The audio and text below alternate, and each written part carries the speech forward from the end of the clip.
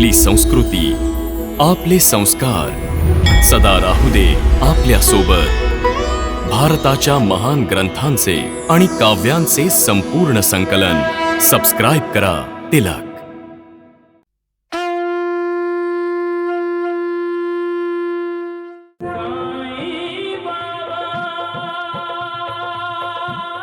देवाचं दर्शन घेतल्यानंतर सुद्धा ज्याचं मन अशांत असतं तो कम नशिबी आहे.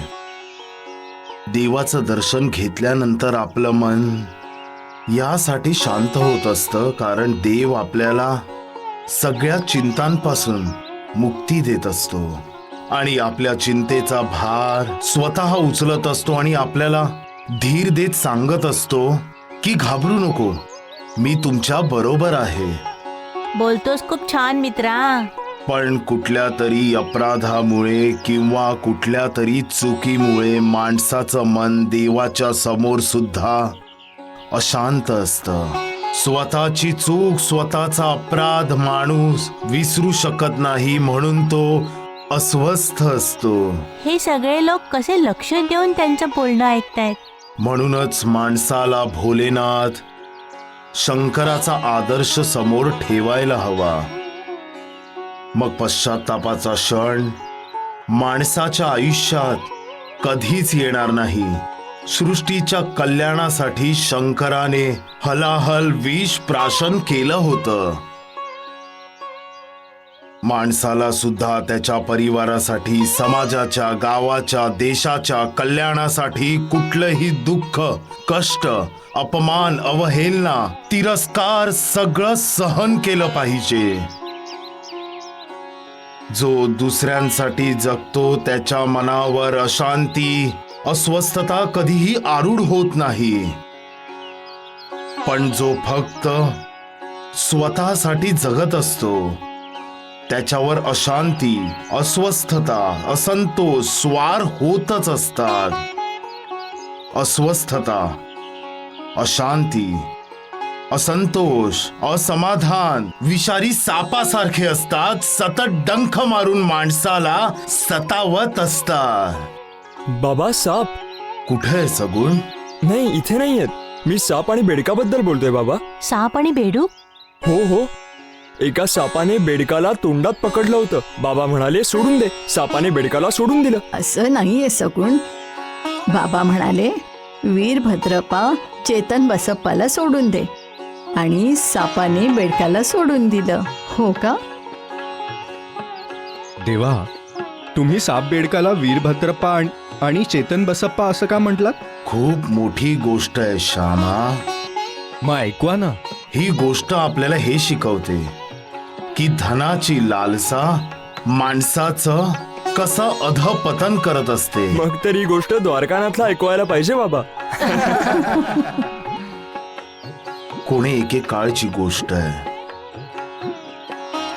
श्यामा.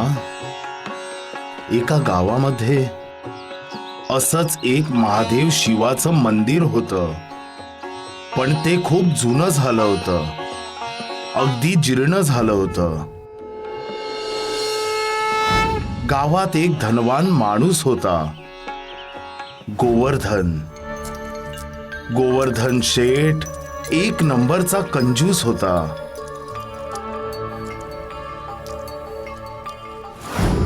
गोवर्धन शेठची बायको होती सुनीती, सुशील, सुसंस्कारी आणि शंकराची भक्त होती ती.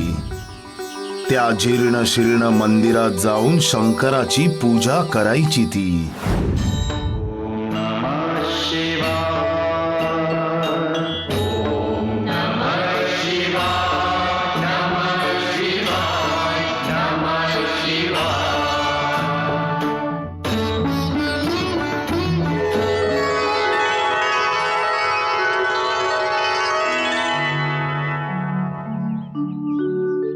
नमस्कार वहिनी. नमस्कार. कसे आहात तुम्ही निरोत्तमजी? शिवजींच्या कृपेने ठीक आहे मी वहिनी. सुनीतीताई, तुमच्याशी जरा बोलायचं होतं.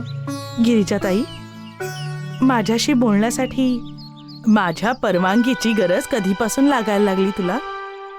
बोल, काय बोलायचं आहे तुला?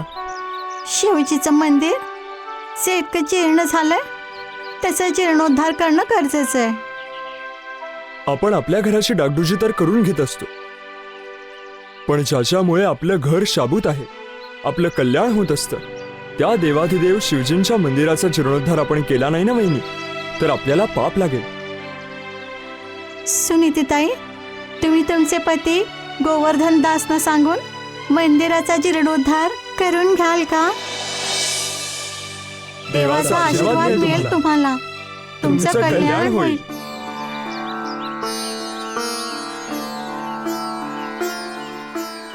बरोबर बोलताय तुम्ही. मंदिराचा जीर्णोद्धार झालाच पाहिजे. मी बोलते यांच्याशी, आजच बोलते. भोलेनाथ शिवशंकर तुमचं भलं करतील.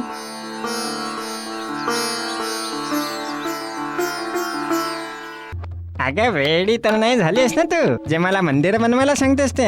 हे बनवायला नाही, मंदिराचा जीर्णोद्धार करायला सांगते. जीर्णोद्धार करायचा याचाच अर्थ मंदिर पुन्हा बांधायचा असतो. हे आणि इतके पैसे कुठे आहेत माझ्याकडे, सांग बरं. कुठे आहेत म्हणजे? जमिनीच्या खाली जे भरलेले हांडे लपून ठेवलेत ते काय पैसे नाही आहेत का? पैसेच आहेत ना. तू माझी पत्नी आहेस की शत्रू? हे अगं, इतक्या मोठ्याने बोलायची काय गरज आहे? कोणी ऐकलं तर? आता हे बघ, हे काय आहे? तुमचा फाटलेला अंगरखा आहे. आता हे बघ, मी फाटलेला अंगरखा शिवून शिवून वापरतो. हे आणि तू म्हणतेस की मंदिराचा जीर्णोद्धार करू? अगं, स्वतःचा जीर्णोद्धार करू शकत नाहीये मी. आणि ऐक सौभाग्यवती, तू एक वेळ मला माझे प्राण माग, पण पैसे नको मागू. हो, स्वतःसाठी तर पैसे खर्च करत नाही, मग निदान देवासाठी तरी. देवासाठीच तर आहे मी. सांग मला, सांग, मी कोणाचा आहे? देवाचाच ना. मग उगाच स्वतःही त्रास घेतेस आणि मलाही त्रास देतेस. आणि ऐक, आजपासून शिवजींची पूजा घरीच करत जा. मंदिरात काही वेगळा देव तर नसतो ना, नाही का? हा मग जा. अगं, थांब थांब थांब.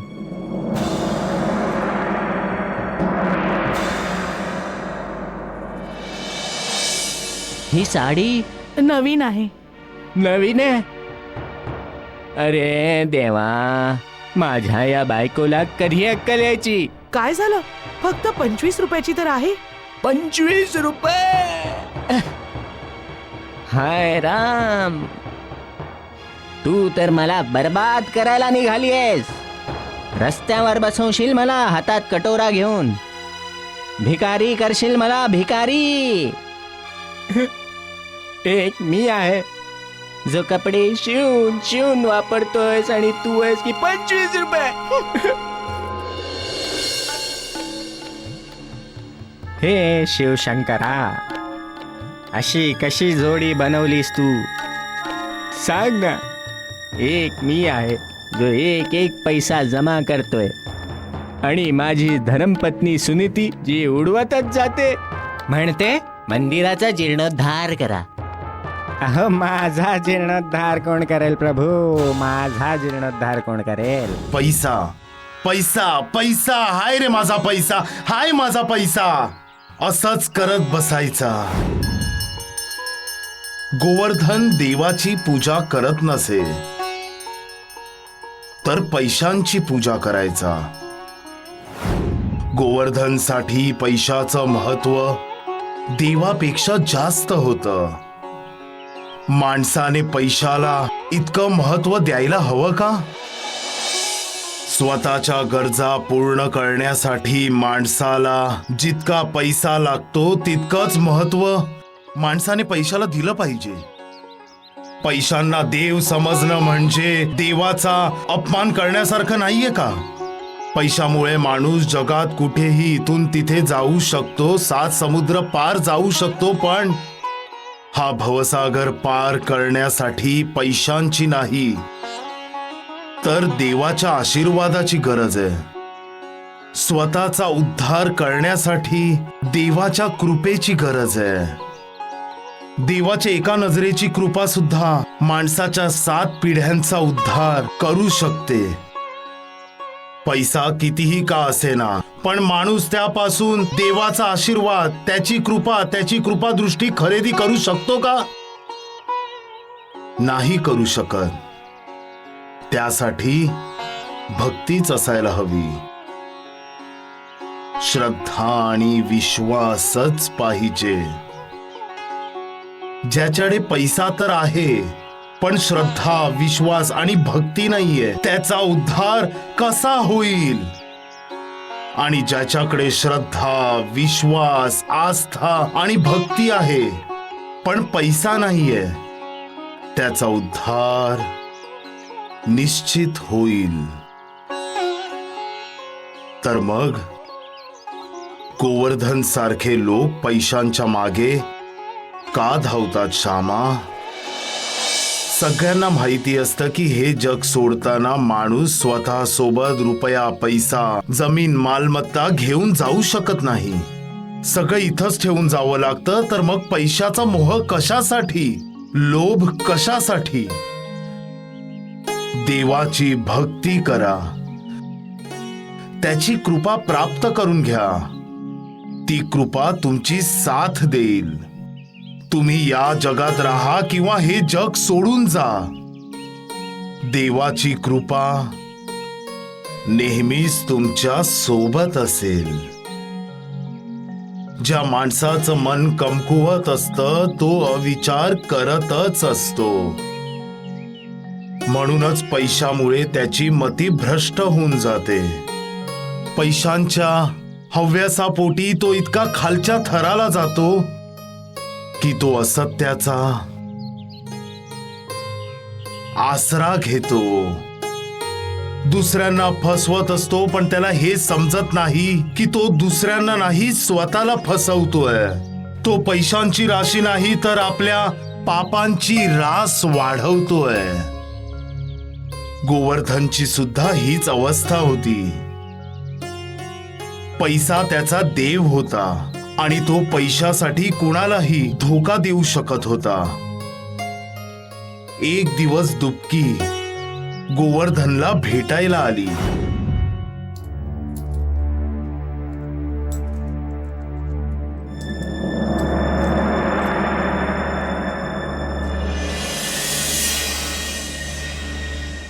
नमस्ते शेठजी.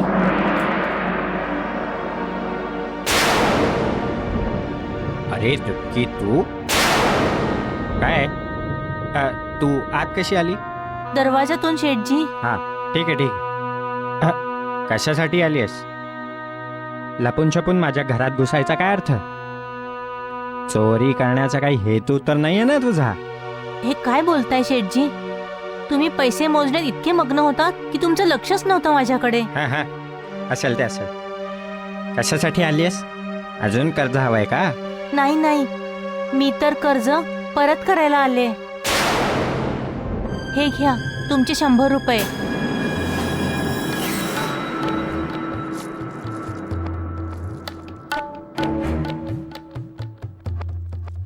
₹100? पण तुझ्याकडे 100 रुपये आले कुठून दुबकी? देवी मातेने दिलेत. ठीक आहे.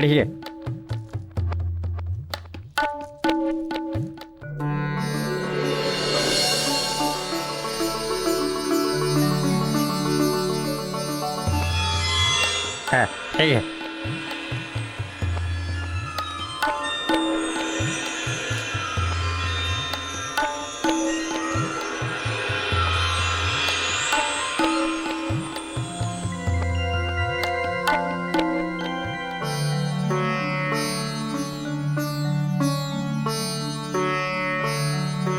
मी तुमचे हे उपकार कधीच विसरू शकणार नाही वहिनी.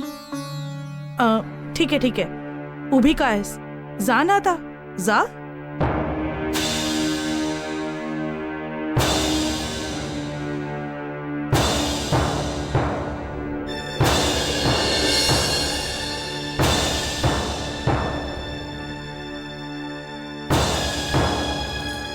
ही डुबकी इथे काही कामासाठी आली होती का? अगं ती तिच्या कर्जाचे 100 रुपये द्यायला आली होती. पण मला एक सांग, ह्या दुपकीकडे एका वेळी इतके पैसे आले कुठून असतील? तुम्हाला तुमचे पैसे मिळाले ना, ह्याचा आनंद नाहीये का तुम्हाला? तुला काही समजत नाही. अरे 100 रुपयात तिने आपल्या जमिनीच्या शेजारची स्वतःची जमीन आपल्याकडे गहाण ठेवली होती. आज तिने पैसे दिले नसते तर 2-4 वर्षात ती जमीन आपली झाली असती. गेली ना हातातून.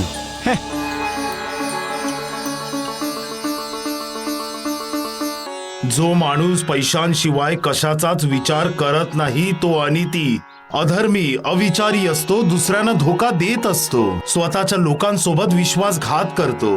पाप करताना जराही घाबरत नाही. फक्त पैसा जमा करणं हेच त्याचं आयुष्य होऊन जातं. त्याला हे समजत नाही की तो अधपतनाच्या पायऱ्या उतरत असतो. तो समजत असतो की त्याचा उत्कर्ष होतोय, उन्नती होतीये. परंतु धोका, अनिती, विश्वासघातामुळे त्याची अवनती होत असते.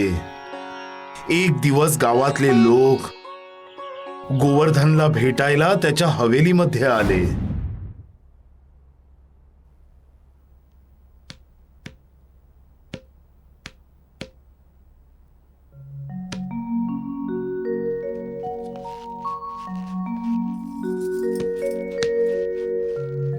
नमस्कार शेठजी.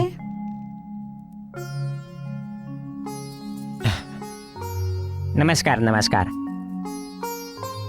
वहिनी नमस्कार. नमस्कार. बसा ना तुम्ही. विष्णू, अरे गावकरी आले आहेत, चहा नाश्ता कर ना. कशासाठी? कशासाठी? अगं सुनीती, हे लोक इथे बसायला थोडीच आलेत. हे तर निघून जातील. नरोत्तम, गिरिजाताई मंदिराच्या जीर्णोद्धाराविषयी बोलायला आले आहेत. मंदिर बोलायचंय? काय बोलायचंय? मी का बोलू?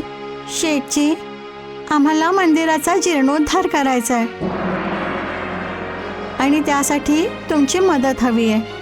मी गरीब तुमची काय मदत करणार? तुम्ही तर बघतच आहात, माझी चप्पल तुटली आणि मी आम्ही बघितलं शेठजी. आम्हाला फक्त इतकंच वाटतंय की मंदिराच्या जीर्णोद्धारासाठी जी समिती बनवताय तुम्ही त्याचे कोषाध्यक्ष व्हा.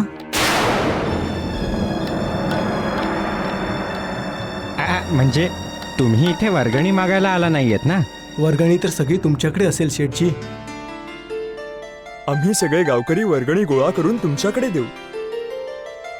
आणि त्यामध्ये तुमचं जे योगदान तुम्हाला हवं तेव्हा जमा करून ठेवा. तुम्हाला मान्य आहे ना शेठजी? पैसे माझ्याकडे जमा होणार आहेत तर मी नाही का म्हणेल?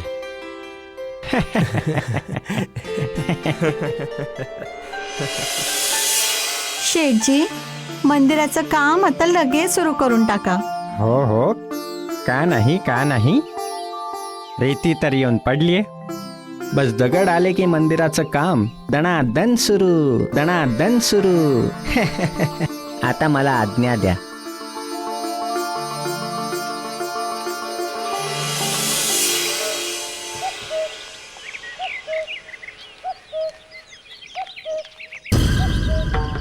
नमस्ते शेठजी.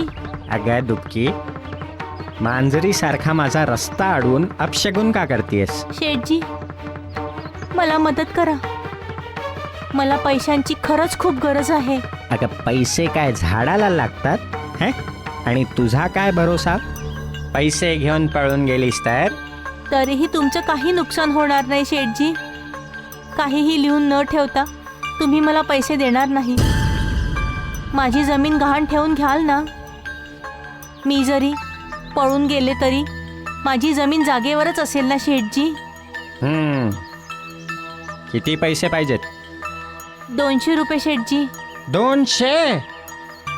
त्या पडीक जमिनीचे 200 रुपये नाही मिळणार? हा, असं नका करू शेठजी, असं नका करू. तुम्हाला हवं तेवढं व्याज घ्या, पण मला 200 रुपये द्या. तुमचे खूप खूप उपकार होतील. देव तुमचं भलं करेल. 4% व्याज घेतलं तर फारच मज्जा येईल.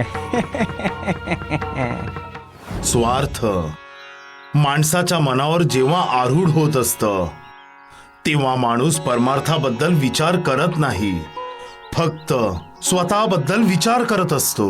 तो हाच विचार करत असतो की त्याचा फायदा कसा होईल, आणि स्वतःचा फायदा करून घेण्याच्या नादात तो दुसऱ्यांचं वाईट करतो.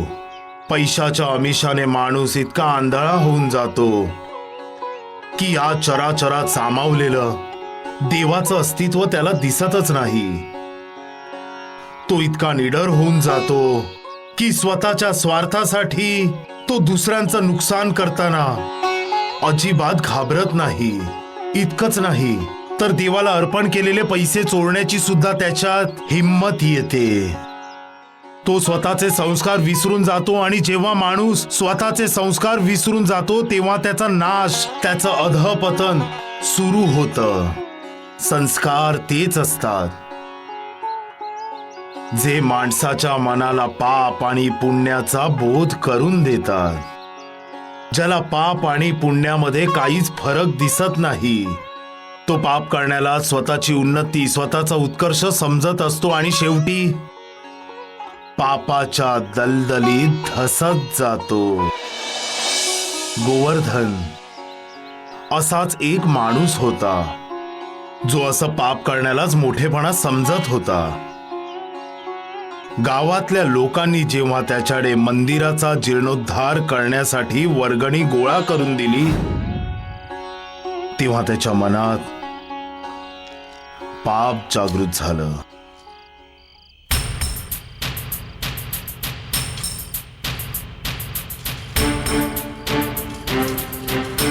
पैसे तर खूप गोळा झालेत मंदिराच्या जीर्णोद्धारासाठी, पण इतका पैसा लागणार आहे का? नाही. मग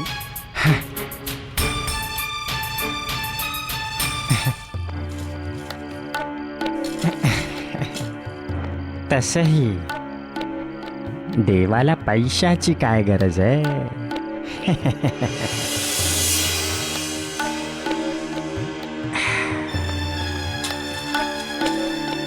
सगळे मूर्ख लोक आहेत जे मंदिराचा जीर्णोद्धार करायला निघालेत.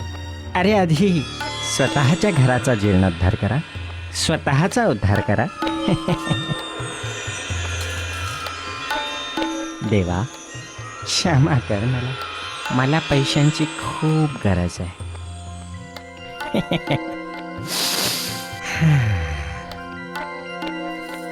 विष्णू, दरवाजे बंद केले का?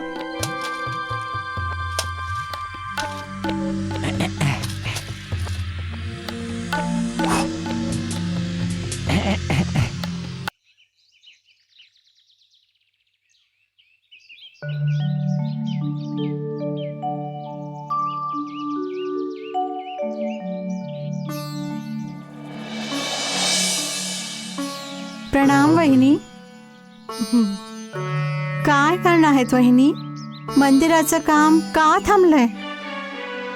गोवर्धन शेठना सांगून काम सुरू करून टाका. हे सांगायला आलोय आम्ही. तुम्ही सगळे माझ्या बरोबर माझ्या घरी चला, आपण त्यांनाच जाऊन विचारू. या.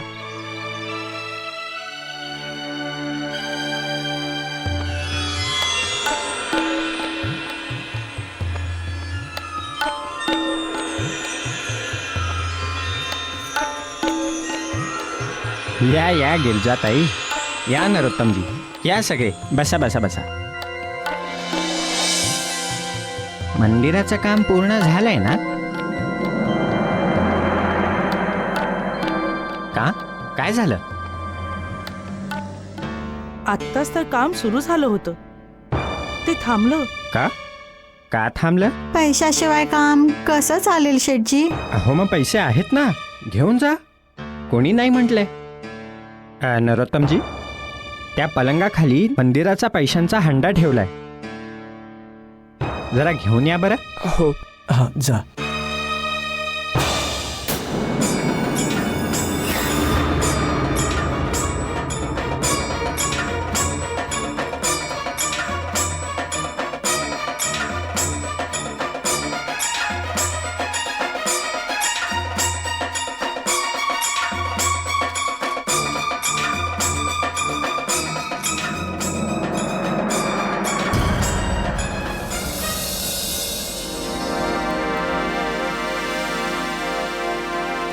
जितकं हवंय तितकं घेऊन जा त्यातनं. तुम्हीच तर गोळा केलेत.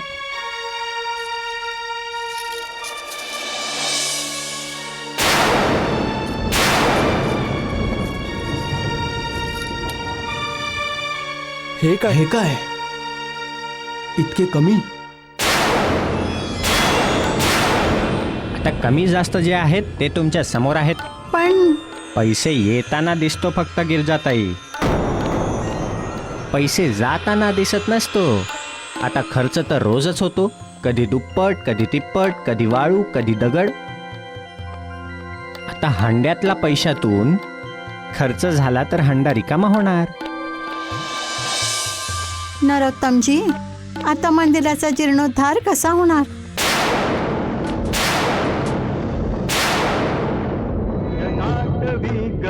जल प्रवाह पावितस्थले गलेव लंब्य लंबितांभुजंग तुंग मालिकाम् डमड्डमड्डमड्डमन्निनादवड्डमर्वयं चकार चण्ड ताण्डवं तनोतु नः शिवः शिवम्.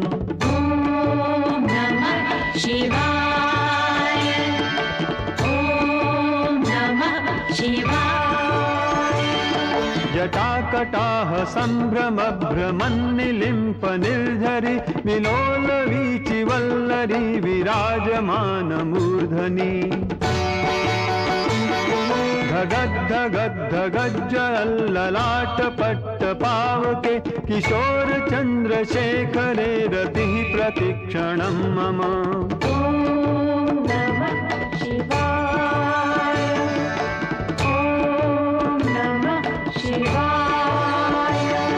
अखर्व सर्व मंगला कला कदंब मंजरी रस प्रवाह माधुरी विजृंभणा मधुव्रतम. स्मरांतकं पुरांतकं भवांतकं मखांतकं गजांतकांधकांतकं तमंतकांतकं भजे.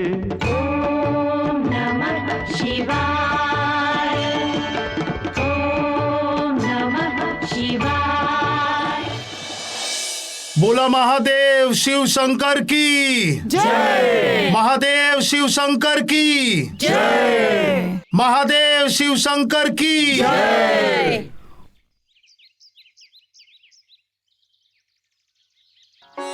माणसाला असं वाटत असतं की त्याचा खोटारडेपणा कुणाच्याही लक्षात येणार नाही. तो हे विसरून जातो की देवाला फसवणं हे त्याच्या अखत्यारीत नाहीये. माणसाला वाटत असतं की त्याचं कुकर्म कुणीही बघितलं नाहीये, पण त्या देवापुढे काही लपून राहत नाही. तो सगळं बघत असतो, सगळं ऐकत असतो. आपल्याला ज्या ज्या गोष्टींचं आकर्षण असतं, ज्या ज्या गोष्टी आपण आपल्या मानतो, प्रत्यक्षात त्या आपल्या नसतातच. आपण त्या गोष्टींचे होऊन जातो.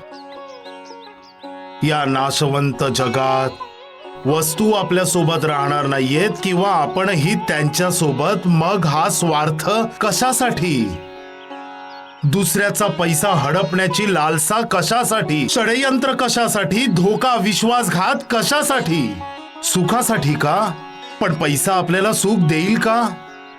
आणि सुखामागे धावून सुख मिळतं का?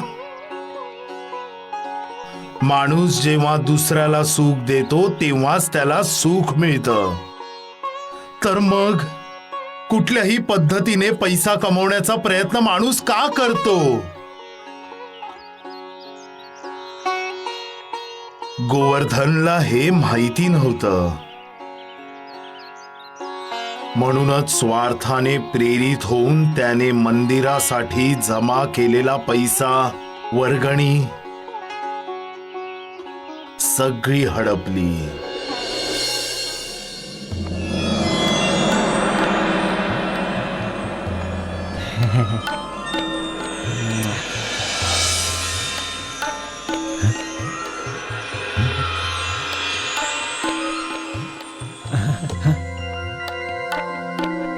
तू आहेस का?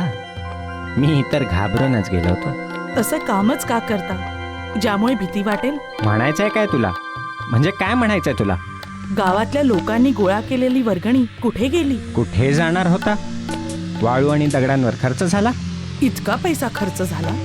मग हंड्यामध्ये बघितलं ना सगळ्यांनी, जितका उरलाय तेवढा आहे, बाकी खर्च झाला. तुम्ही खर्च केला?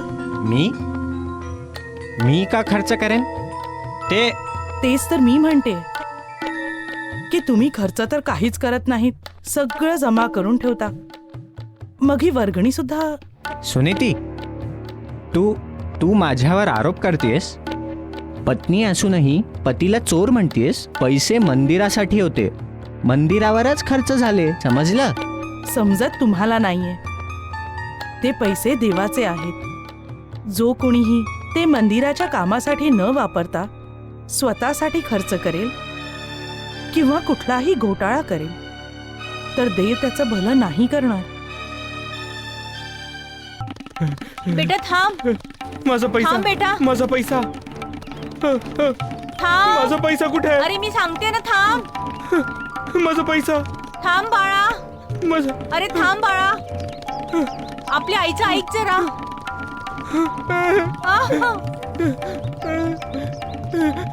माझा बेटा. पैसा, थांब बेटा. माझा पैसा.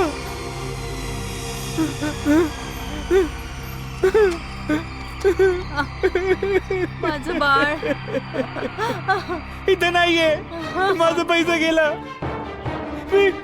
मी तर उद्ध्वस्त झालो. आई, बेटा चल बेटा, चल बेटा, इथून चल. चल बेटा. बेटा बेटा. सांग, तू माझा पैसा घेतलास ना? माझा पैसा दे. बेटा. माझा पैसा, बेटा. माझा पैसा, माझा पैसा, माझा पैसा.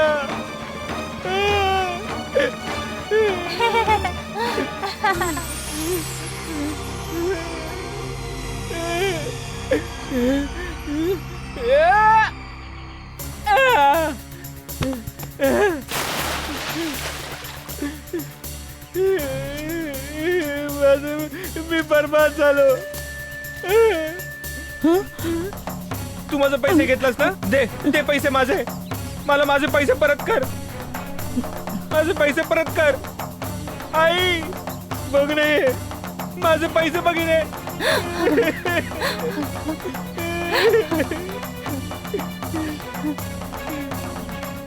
ताई, मला कोणीतरी सांगितलंय की माझ्या मुलाला साईबाबा ठीक करतील, म्हणून मी शिर्डीला आले.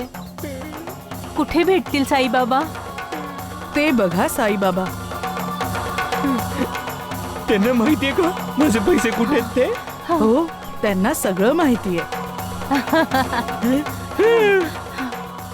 साईबाबा, साईबाबा, साईबाबा, साईबाबा कुठे आहेत? साईबाबा, साईबाबा. आता एका वेड्याला दुसरा वेडा भेटला. एक तर आकाशाकडे बघून बोलत असतो आणि दुसरा जमिनीमध्ये पैसे शोधत असतो.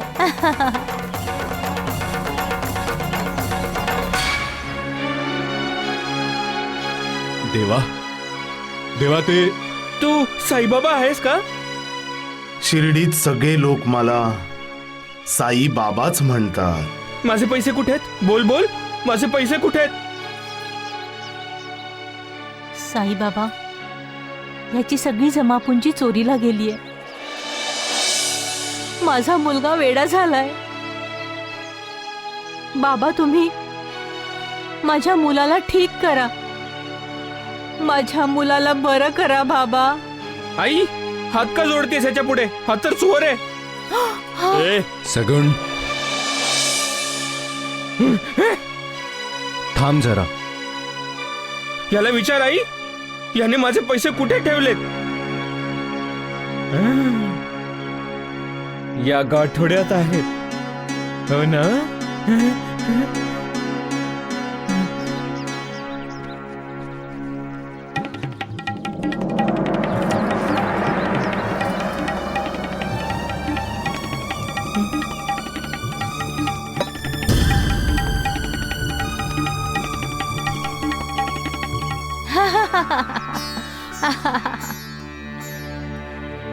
कुठे आहेत माझे पैसे? मला माझे पैसे हवेत. माझे पैसे. आई, मी उद्ध्वस्त झालो. बघ ना आई, हा चोर माझ्याकडे कसं बघतोय. आई, मी बरबाद झालो. याला सांग माझे पैसे परत दे. बाबा, माफ करा. काय करताय आई? हे काय करताय तुम्ही? आई, आई उठा. माझ्या नशिबात तर आता फक्त रडणंच लिहिलंय. कुठल्याही आईला हेच वाटतं की तिच्या मुलाने प्रगती करावी, पण माझा मुलगा स्वतःचं मानसिक संतुलनच हरवून बसलाय.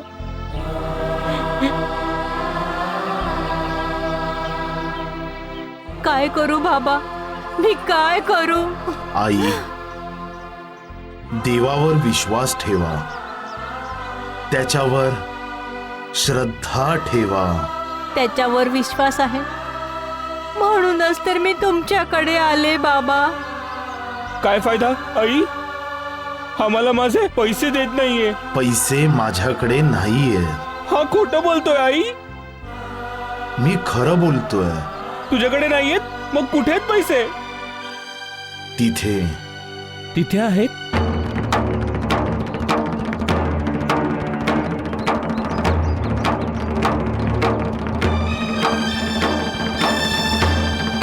कुठे आहेत पैसे? तिथे तर शिवाची पिंड आहे. मला पैसे हवेत. पैसे हवे? असे पैसे मिळणार नाहीत. मग कसे मिळतील? एक मंत्र म्हणावा लागेल. कुठला मंत्र? म्हणशील का? हो, म्हणीन. म्हण.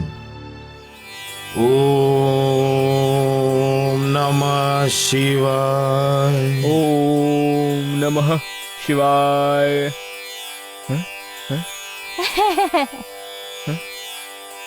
कुठे आहेत पैसे? तिथे बसून म्हण मंत्र, मगच मिळतील.